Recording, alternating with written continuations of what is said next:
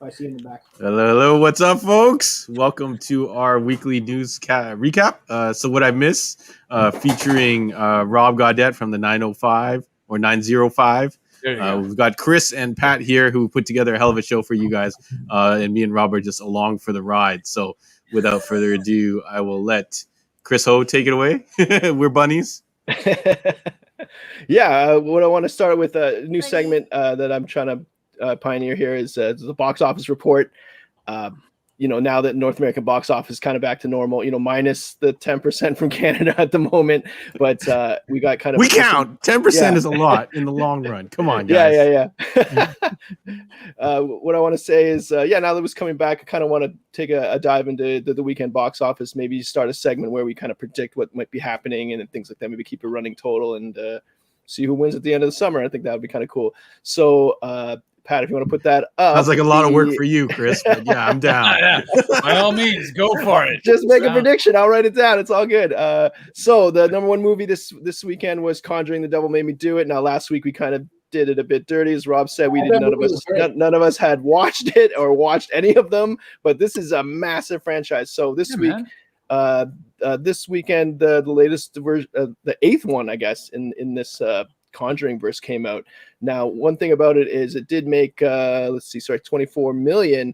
It was also simultaneously released on HBO Max. So this, I think there's a good number of people in North America that want to go see two movie theaters and go see movies, and they don't care that it's released in streaming as well, especially a scary movie, a thriller like this. It was a $29 million budget, so it's well on its way to earning that back. One other thing too is that this franchise is incredibly lucrative. It's $1.9 billion overall raised from it. Now, Rob, properly scold us for not knowing what Conjuring is and why is it on the top of the box office? Wait, you're asking me? Yeah, what's it about? Is it about magic? What's it about? No. The Conjuring, yes. It's about witches. It's about witches, right? No, not necessarily. But The Conjuring is based on the true life exorcist or demonic investigators, Ed and Eileen Warnock, I believe. At any rate, they have a pretty storied history of some of their most famous cases. Some of them have actually been done on Unsolved Mysteries back in the 80s, but it started Patrick whatever Wilson. And Patrick Wilson and Vera. Yeah.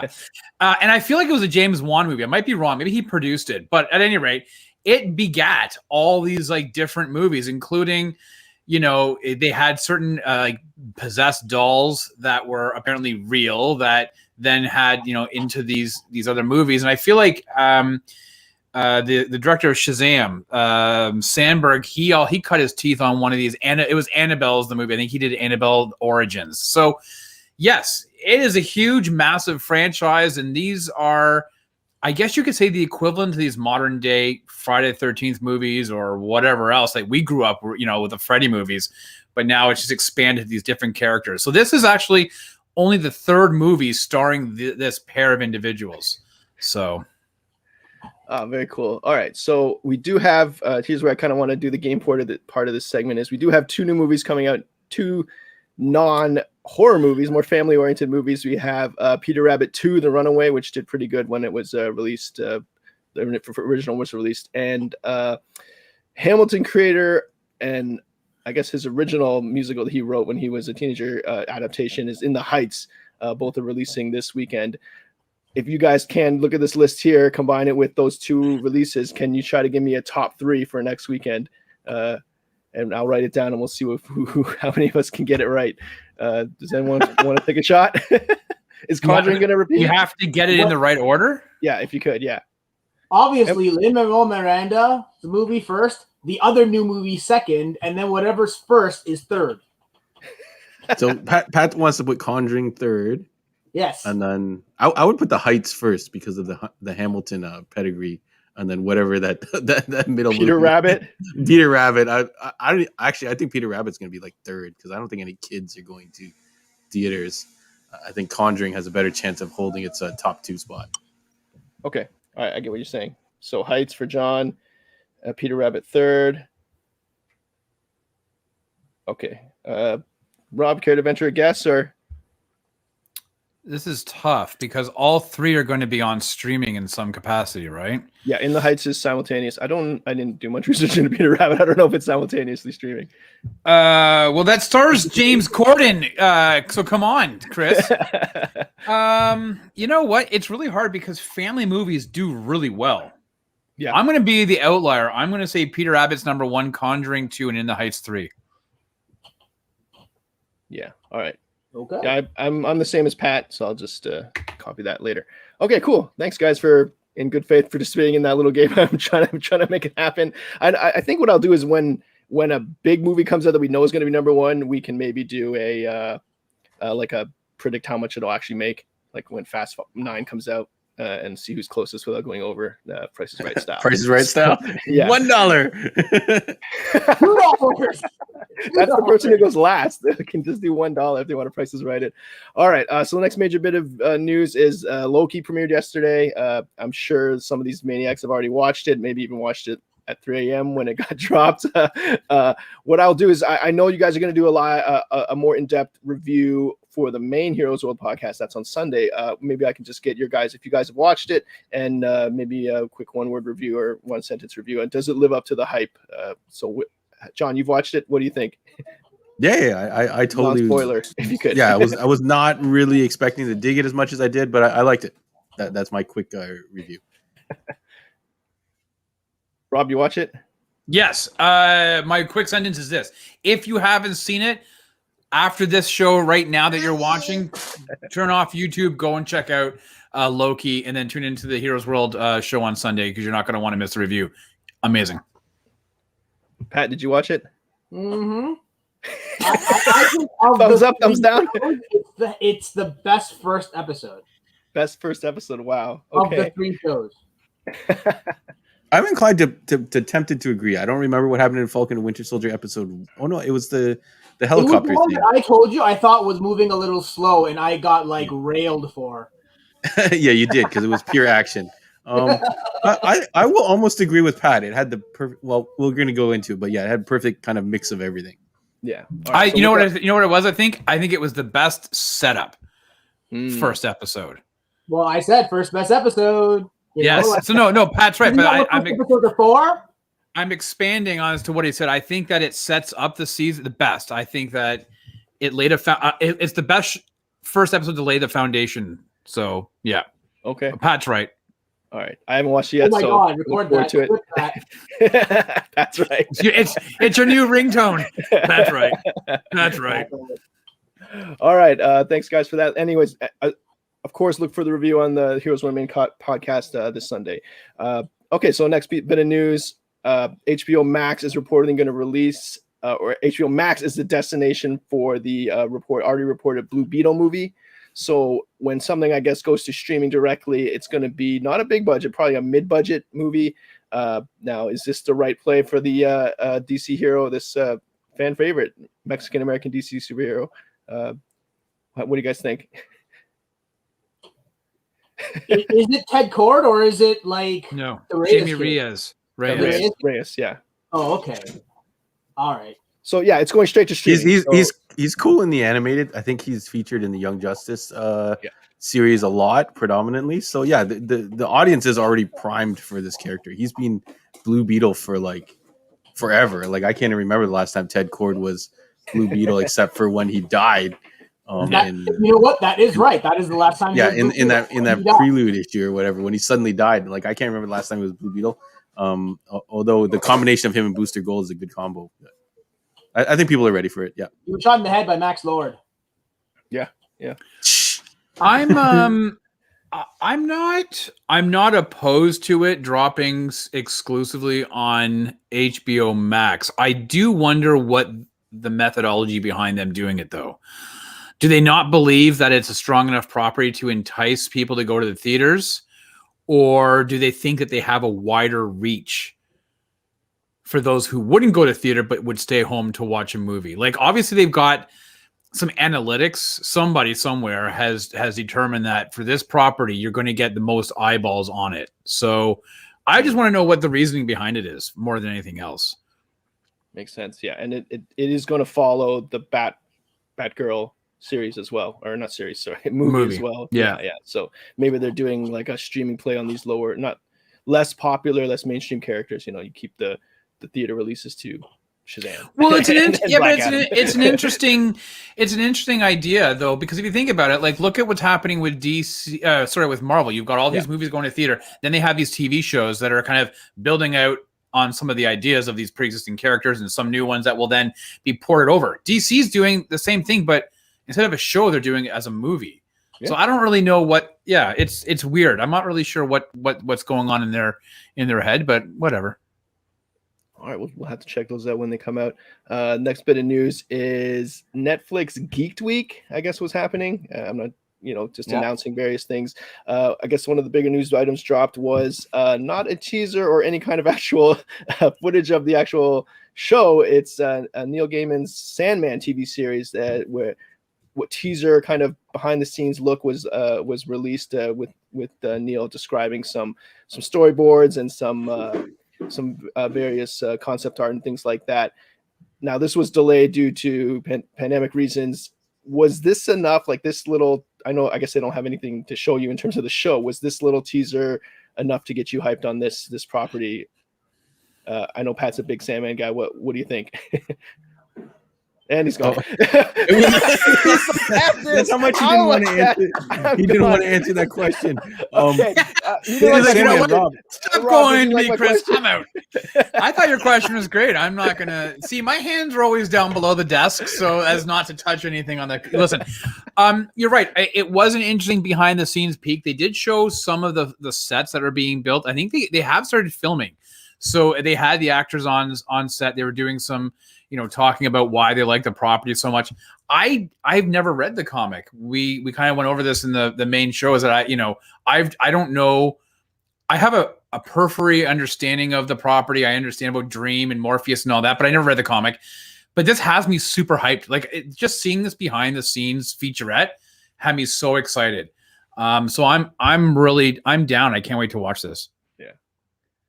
It's a long time coming, John. Sandman. Talking about this for the longest time.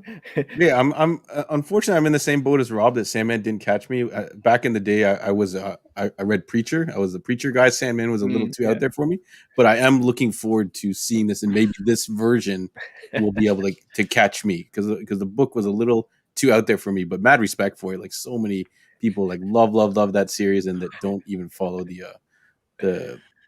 comic book kind of life, but they've read Neil Gaiman's Sandman. I'm like, do you read comics? No, I've read Neil Gaiman's Sandman though. So I think that's cool that this is coming out for those people, and maybe it's going to catch a whole new audience because Sandman's been like you said, how old is it?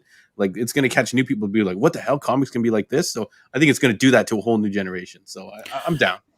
Well, I think Neil Gaiman is so diversified. Like he's written, like I read some of his like fantasy books, like his Dreamscape books, like, way back in the day, and he's written for television shows and this and that. So I think, he's just one of the good guys in comics, and he's never like pissed anybody off. He just seems to be a really good guy. And so I wish him nothing but success on this, right? Because he looks like he's really heavily invested in bringing this and making this right. So, yeah. All right. Moving on, we won't get Pat. Maybe Pat has all the images queued up, so let's hope he can come back. I'll just go to the next item without an image. Yoko Kanno, the composer behind another thing revealed in Geek Week was Yoko Kanno was the composer, of the iconic soundtrack for the original Cowboy Bebop, will be creating new music for the new live-action series starring John Cho. Now, this was delayed due to a John Cho injury, I believe. I guess he maybe hurt himself on one of the stunts or something like that. But it's coming this fall. I don't know if there's much to say about it, but does that not make you like hyped? Because the music was one of the best parts. Yeah. One of the most. I don't know how much Rob delved into Cowboy Bebop, but one of the zero. So zero. So okay. one of the influences of Cowboy Bebop was a very heavy jazz soundtrack. So you would have these ships flying around, and you have the boom, boom, boom, like these like very cool jazzy music cues, and they actually had like kind of like a lot of like these vinyl record kind of like imagery and stuff to go with it. So it is something that really goes with the series. although I know not everybody is into jazz. So I understand if some people were like, oh, I wanted, like a modern soundtrack, or, like Invincible used a lot of like newer music and stuff like that. So I don't blame those people if they wanted that stuff. But this composer, this music style is a big component of the anime. It was like, if you've ever watched Initial D, a heavy component of Initial D was the Eurobeat soundtrack. So every time they would race, they'd go up these mountains and stuff, they would play this Euro music. And then later on, when they redid it, they didn't have that music. So it didn't have that same magic. So they definitely have to, I think it's definitely, it's probably a safer bet than trying something different. So yeah, I think it was a good call on that. I was told to watch that. I've never, ever seen Cowboy Bebop. It's like who's speaking? It's okay. It's actually, as long as we got his audio, it's fine. Yeah. Cowboy Bebop, I heard you talking about me. Okay, can you do pictures, Pat? You might dig it, Pat, because Faye Valentine, very cool character. I think Pat would dig it. It's like a space opera bounty hunter-ish show. Spike Spiegel. Yeah. Spike Spiegel, played by John Cho, is a very good martial artist type thing, and pilot, kind of does a little of everything. So the show is actually fantastic. I've actually got to go back and dust it off. So yeah, go ahead. Can you do pictures, Pat, or are you able to do that? Yeah. Can Pat do his own picture? Like, where is he? Yeah, you might want to turn your camera on. The next thing was just something, a quick hit from Geek Week. Is they put a episode list of the Umbrella Academy. This is a really cheap way of building hype, I think, just making your episode titles. This is straight out of music. This is straight out of the music world, where they drop the track list and everyone speculates, and you see all the features. You're like, oh, Justin Bieber's on this song. The Migos are on this song, all this kind of stuff. So this is straight out of that playbook. Well, yeah, but it is Gerard Way, so that's not surprising. Justin Bieber, look at any new album dropping this year, and it's got a Justin Bieber feature on it, so don't worry about that. All right. Okay, so yeah, thanks, Pat. The next item I have, just something that was reported: the Suicide Squad, the new one coming out. It got a dreaded, what they quote as dreaded, R18 plus rating in Australia, which and it was what I read, it was heavily due to the violence. So I'm thinking like King Shark ripping people in half didn't really fly with people in Australia. Now this could affect the box office. Who knows? Again, we'll see. In case you didn't know, like in Australia, this rating is the equivalent of adult only. So it's not even rated R. Like you can't bring anybody in. You straight up just can't watch this if you're under 17. Well, Australia had, correct me if I'm wrong or not, had banned Grand Theft Auto, I think, right? Like those types of stuff. So they're, yeah, maybe chat can comment. But the idea is, the concern is like, how popular can this movie be if kind of like some of the younger generation won't ever have the ability to see it? Will it affect the box office? Things like that. So pretty big. I don't know. I'm unable to see Pat right now, but I'm actually digging this. This is great. He's like the narrator from the sky. Okay. Next bit of news is in comic news. Game of Thrones superstar Emilia Clarke, who plays Khaleesi. I don't know. I forgot. I completely forgot. Sarah Connor. Khaleesi. What was her name in Game of Thrones? I completely forgot. Daenerys Targaryen. Oh my god. Yeah. She's debuting an extra-length 3-issue miniseries called Mother of Madness. I'll give you a quick synopsis. The mayhem begins when Maya, under the weather scientist by day, over-the-top superhero by night, and badass single mom 24/7. So I guess I cut. What's it about? Yeah, I don't know. Apparently something happens and it causes her to use her special powers. It hasn't shown up in previews yet, but as a comic book store and comic book guys, would you want to read this? Yeah, we're gonna for sure order a couple copies because I'm sure she's got a fan base and they want to see, actors, singers, all these people. They're artists, like of their craft. So why not see what they can offer in these other realms? So sure, Keanu's doing it with his Berserker book, and Gerard Way with Umbrella Academy, which we mentioned earlier. Like, how do you not have Umbrella Academy now, right? Yeah, so that would be a huge miss if they didn't do that. Right, but then it could be the opposite side, and he can be like Steve Aoki. And how well is his comic doing? You know what? He only did the one, I think. He did like the one. Okay. Same with The Weeknd. He did like a one-shot Marvel book called Starboy, and never came out with more. And people actually asked about it. So, you know. All right. Next bit, a couple. This one doesn't require much, but it's the Lord of the Rings, the War of Rohirrim anime movie is getting released on Amazon as well, along with the live action series that they're going. So, is it 6 hours long? I don't know. Anime movie, it means obviously it can do huge battle cutscenes and things like that. Budget. Rob, does it not feature? Does it not feature hobbits? It's a prequel to the War of the Rings, so there you go.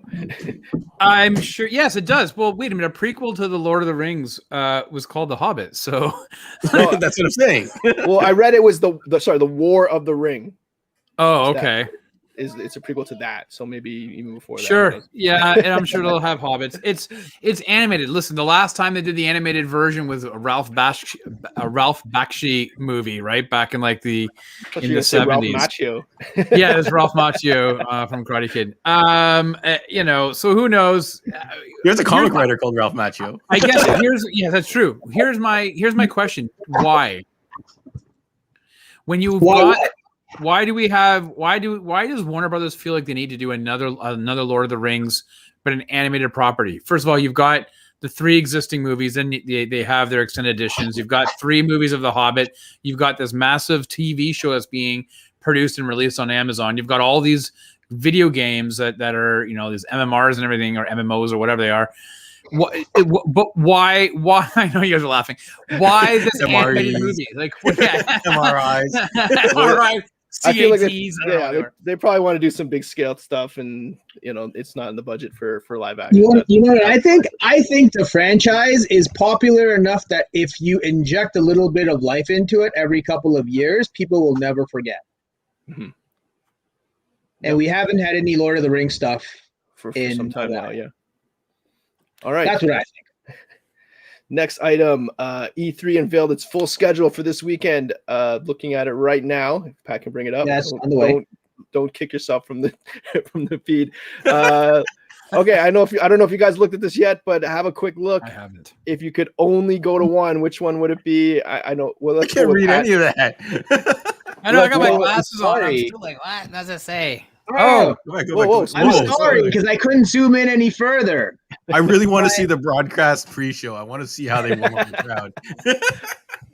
I'm guessing. Now I asked Pat earlier, and he said it's really obvious. Which one is yours? Is one you? Nintendo's on Tuesday. So what they're doing this year with E3 what about is Capcom? Come on, Street Fighter, Capcom, no? Yeah, that's maybe more like John's thing. So with what they're doing this year is that they're letting all the public download like an app and go on the website, and you're gonna have access to using the app news bits and stuff, but it's probably just the reveal of like 10 minutes earlier or something like that, right?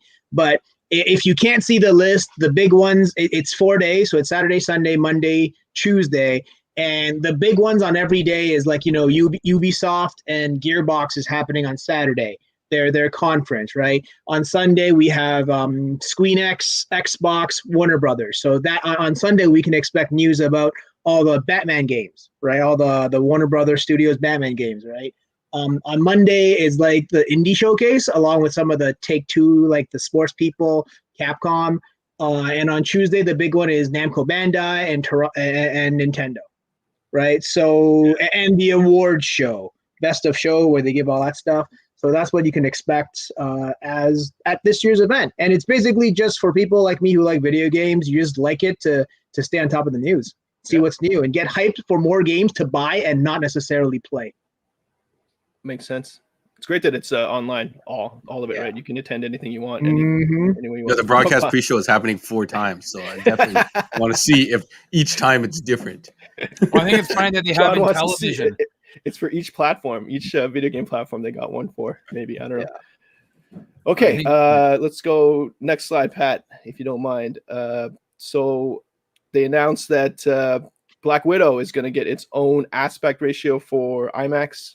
This picture's pretty straightforward. This is the advantage of that aspect ratio. When you go to IMAX, you're going to see a lot more of Scarlett Johansson's hand and a bit of more hair. You see a lot more of the Widow's bite gauntlet, sir. Rob's getting ready to nerd out on us, Rob. No. This is, if so, for those who are not Chris, if you have The Dark Knight at home on Blu-ray, you throw it in, you will see the difference in the movie. When you shut up, Pat. When you're watching it, it's a standard. I didn't mind not having the camera. 16.9 letterbox, and then it goes full screen. Those were the IMAX shot scenes, and you can tell the difference. So, yeah, I love this. I love the fact that you get to see it. Are they doing it for the entire movie or just a certain amount of scenes? Did they say 22 minutes? I think it's 22 minutes. Okay, because it is actually very costly to shoot with IMAX. Now, I do believe Christopher Nolan, I think Tenet was all shot in IMAX. So it's a very costly procedure. It's still shot on film, and these are massive, massive cameras. So listen, it's cool to watch. It's a cool thing if you're a videophile or whatever however you want to deem yourself.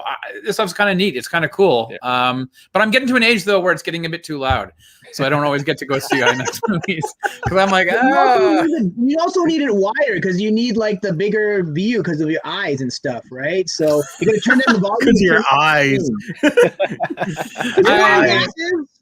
I saw you put glasses on before.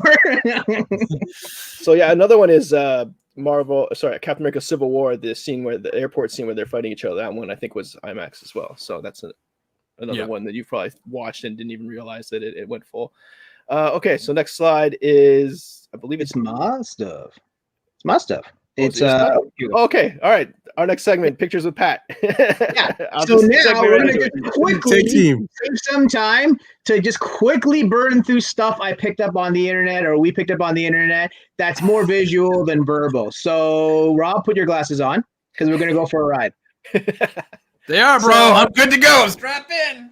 So check it out. This is the poster for Jurassic World Dominion. Little throwback.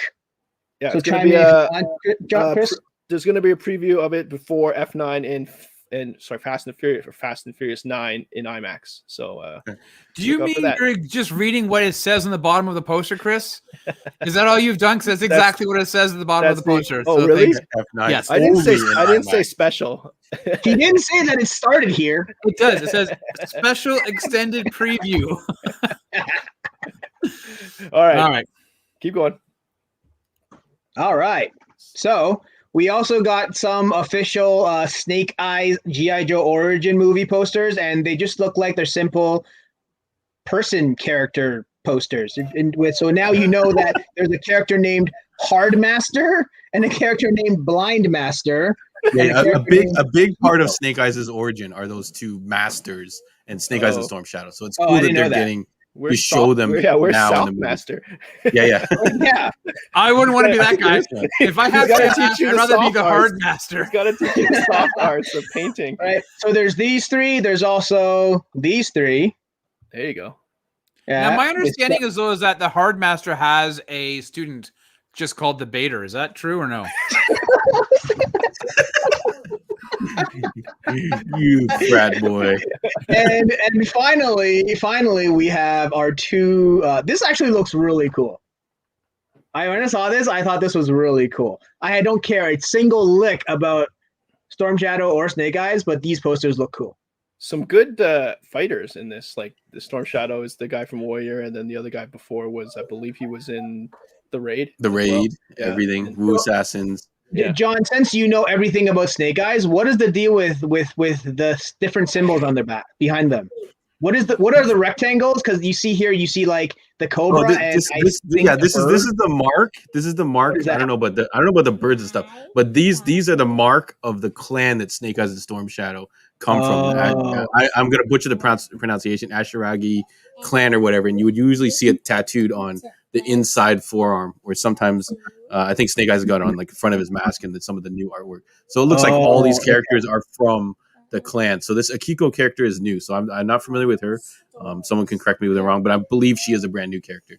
So these looks like we're going to delve a lot into it. And that's a Cobra symbol, and that's a Cobra symbol, and that looks like a Superman symbol. No, that's a G.I. Joe symbol in the back. That's the eagle crest. It looks like it's from the first movie. Yeah, it looks like Superman. Sure. Yeah, it does look like Superman. Cool. Next, we also have this, the Boyz. So Dean Winchester got jacked. Supernatural's Jensen Ackles plays the Boyz. The Boyz version. Boyz is Soldier Boy. The Boyz. He plays Captain America. Soldier Boy, who's basically the Boyz version of Captain America. Probably a very twisted version, I would imagine. And a rapper.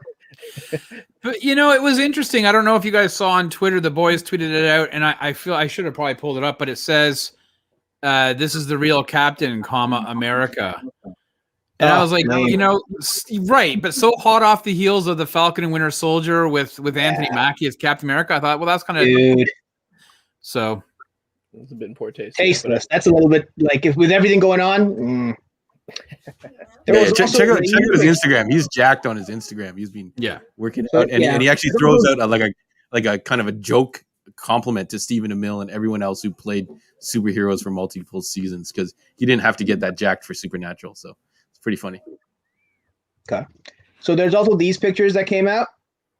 It's Mark Ruffalo, and I don't know who that is. Whoever plays She-Hulk now on the set of She-Hulk. That's not She-Hulk. Oh, it's not. Sorry. It's but it's pictures that came from the She-Hulk set.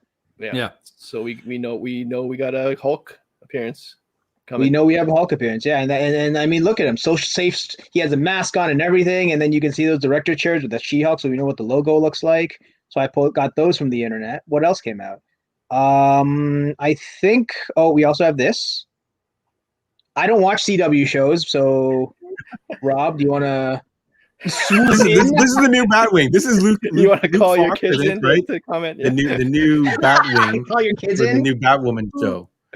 Yeah. So this is a character that they're debuting on that show. Yeah. Yeah. Well, I also got a reference picture from for the comics just so you can compare. It actually looks surprisingly nice, except for the mask looks a little clunky if you ask me. But I agree. It's a TV budget, right? Yeah, no, I agree. Pat made a good point before we went live. Is that the picture of him holding the mask looks better than it being worn. It definitely does look a really cumbersome. It's pretty accurate representation to what you see in the comics, but it's everybody's preference. People, you're either a Batwing fan or you're not, and he's probably one of the most insignificant of the Bat family character. I couldn't, for me, it doesn't make a difference to me, so whatever.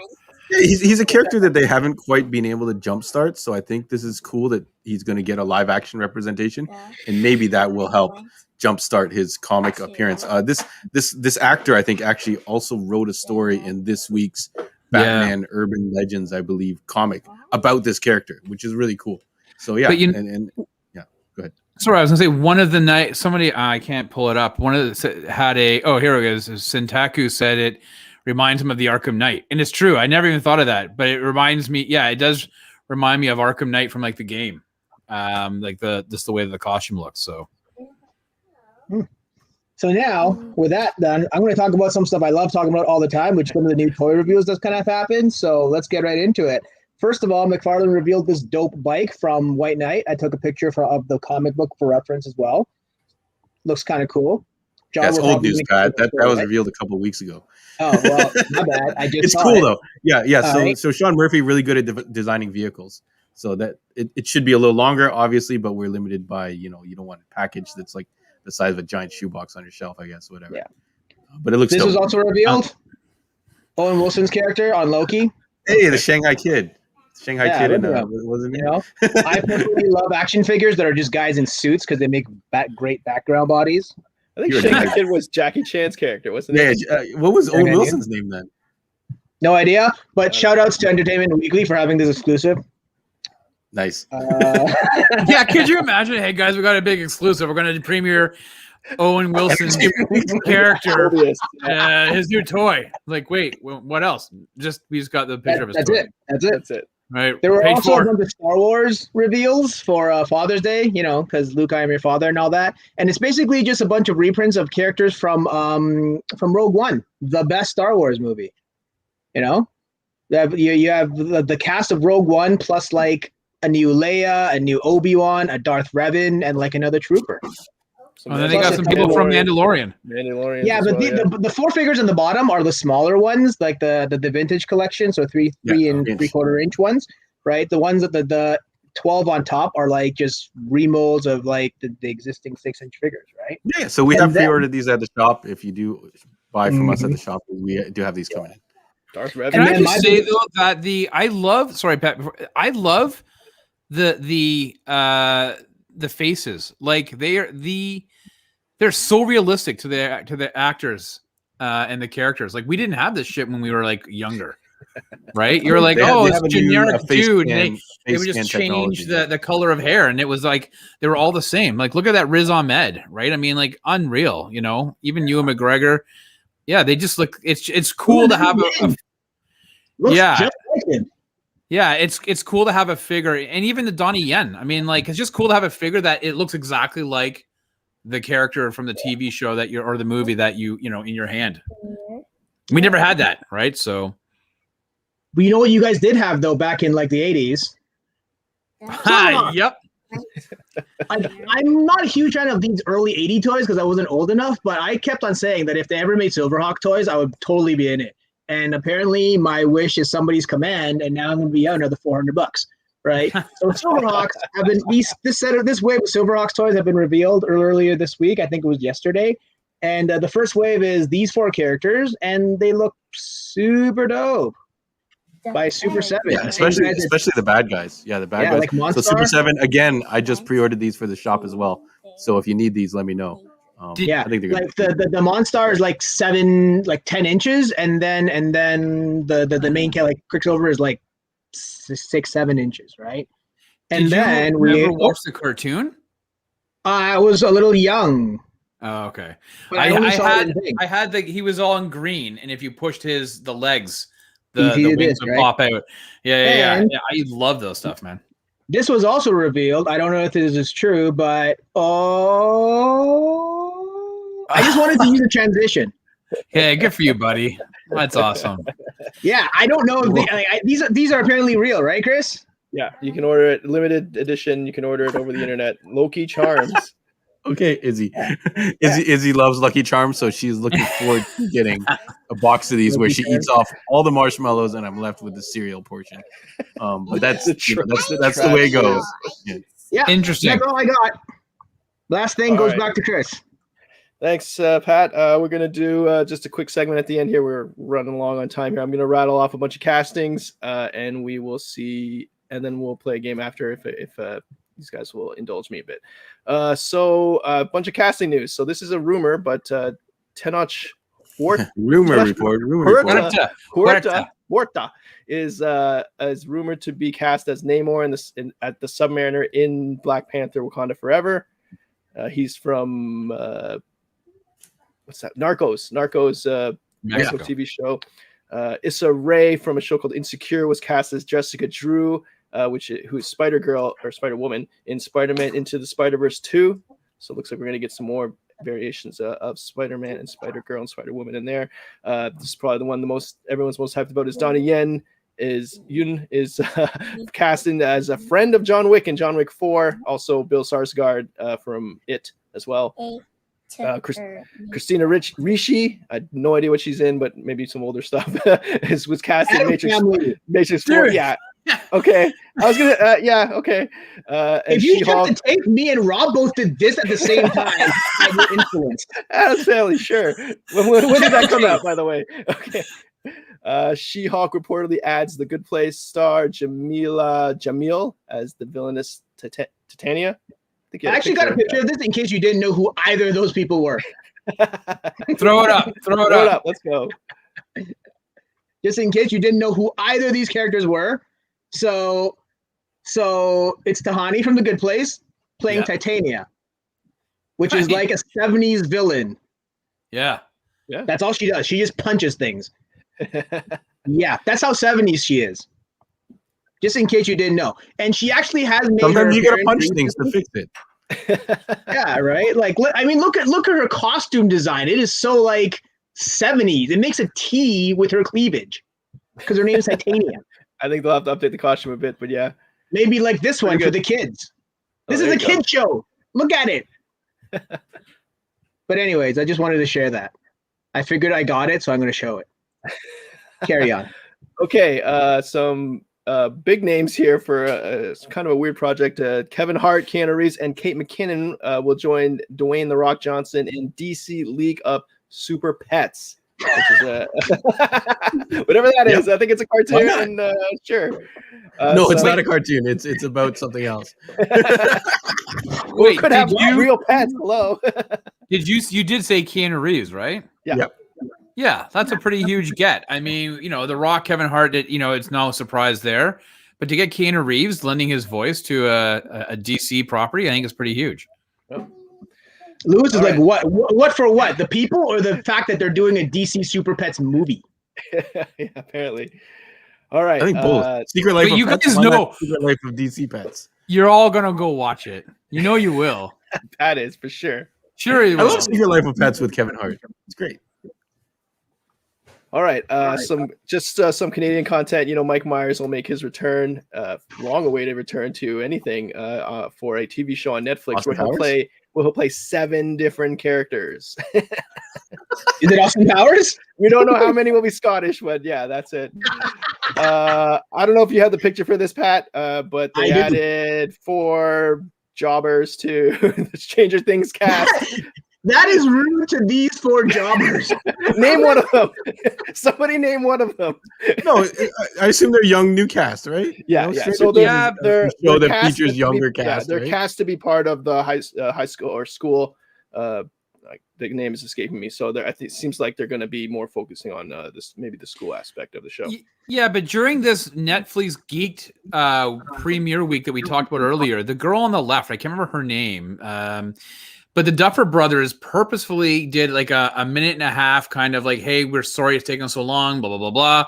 They introduced her. They said she has a major role in the future of this season going forward. She's from the revived Anne of Green Gables movie or TV series from a couple years ago. So I don't know. Actually, I have that info. Her name is Amy Beth McNulty. Thanks. No relation to the guy from The Wire. I was going to say no.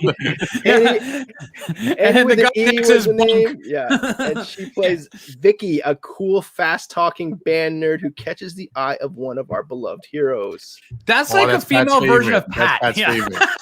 That is Pat's favorite for sure.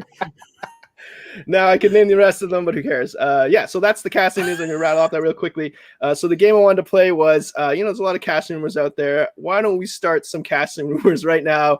If anyone has one off the top of the dome, who would you like to see cast in something? I would say it right now. McDonald's movie, Rob as the Hamburglar, and John as Grimace. We're just done. You don't need a Ronald McDonald. It's only a buddy cop film. Thanks for your good faith answer. One of us couldn't fit in the car. If that was the case. I mean, at least as a Hamburglar, I could sneak around. I got a big giant purple gummy bear with me. Like a lot of buddy cop films is like, a generic dude and a person of color. So this works. Hamburglar and Grimace. Let's go. So stay tuned. Pat's going to learn some Photoshop, and we're going to see a movie poster for this next week. What exactly is Grimace? He's just a big purple thing? Yeah. Like, is it an animal? Is it just a blob? Who knows? It doesn't matter what he is. It doesn't matter what he's got a wicked. You know what? And that's fine because that means Chris and Pat would be the Fry guys. At least we know what we are. We're fries. All right. I think Pat might have derailed this thing completely. Anyone got any other ones you want to? But so it's a fantasy cast, and we're just randomly coming up with something to cast somebody else. I'm trying to look up what Grimace is actually, and they don't have a description. He just says he's a large purple anthropomorphic being of indeterminate species, short arms and legs. He is known for the slow-witted demeanor. Damn you, Pat! Pat did his research. You're known for your slow-witted demeanor.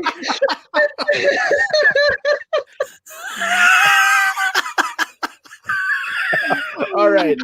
Well, this has been completely derailed. We'll just. I'll start a rumor that Louis Tan steps in as Iron Fist and gets a second shot at getting into the Marvel universe. So let's recast Iron Fist and let's make it Louis Tan.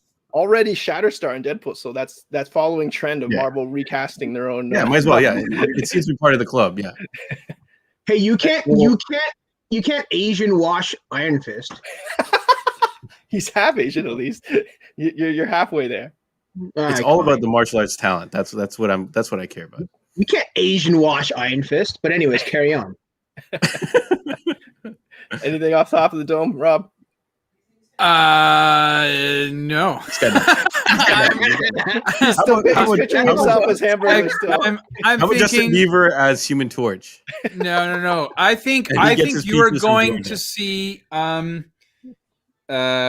what's his face? Zac Efron Scott as Human Eastwood. Torch? I think you're going to see Scott Eastwood, Scott Eastwood, Clint's son. I think you will see him appear in a Marvel property in the next couple of years, and I am going to say he is Nova. There you go. Book it. Which Thank Nova? you. Thank you for taking this seriously, Richard Rob. Ryder. Richard Ryder. Richard Ryder? Okay. Yeah. Okay. All right. No, they actually Chevy Nova. He's going to be a car. that transform. That's right. Chevy Nova? He's going to be that cartoon from the 80s called Turbo Kid who changed into a car, and then if he got wet, he turned back to human. And if you don't know what I'm That's talking a really about, bad Transformer. no, it was an actual TV show. The guy was driving his red Corvette in a rainstorm, got hit by lightning, and then all of a sudden he turned into his car. It's a cartoon from the 80s, Turbo Kid. Look it up. There you go. And with that, we'll end this portion. Thanks, guys. Thank you, Rob and John, for taking this seriously. Pat, I'm gonna look for that movie poster. All right, so time to wrap it up. His most common expression was the word "duh" before every sentence.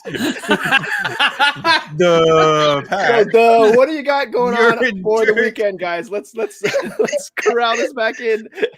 What do you guys got going on for the weekend? I'm watching E3. There you go. E3 for Pat. What else? E3, Go ahead. Sorry. Go on, John. No, yeah. Sorry, I'm gonna shout out Big Shots again, or Big Shot with John Stamos. I'm loving this show. The cast is doing a wicked job. The basketball maybe is not as strong as it should be, but I think it's really fun family show to watch. And if you haven't watched Loki, definitely watch Loki. Hashtag girl dad. That's what John is recommending the show for. Girl dad out there. All the girl dads out there. Rob, anything? I plan on doing some drinking and swimming, but when it comes to actual pop culture stuff, I am going to be watching Fast and the Furious because John and I are revisiting the original 20-year-old movie, The Fast and the Furious, on Monday during the Sidekick Show. So my son is refusing to watch it with me, but I'm going to try to tape him to that. Yes, he has no interest. So I am going to try. Yeah, I will. You're a punk. This is punk. I'm gonna. Although we do need his help when we play Fortnite, but I'm gonna tape him to the chair and make him carry us. So definitely, if you want to join us on this ride, this quarter-mile ride, then you can check out the Fast and Furious. It's on Crave, and it's currently also on Amazon Prime. And then join John and I Monday night at 8:00 right here on YouTube, and we'll be live discussing that movie because it's kind of cool to think we have number 9 coming out. So we're jumping 20 years in the past and seeing how it all started. That's what I'm doing, Chris. Thanks for asking. Okay, thanks, guys. I'm going to throw it to John to tell you what's going on this week. Other than that, like we mentioned during this fiasco, Heroes World podcast, new episodes every Sunday. We'll be covering Loki, probably episode 1. I don't think we have access to episode 2. And then the Sidekick Show on Monday at 8 p.m. Eastern Standard Time.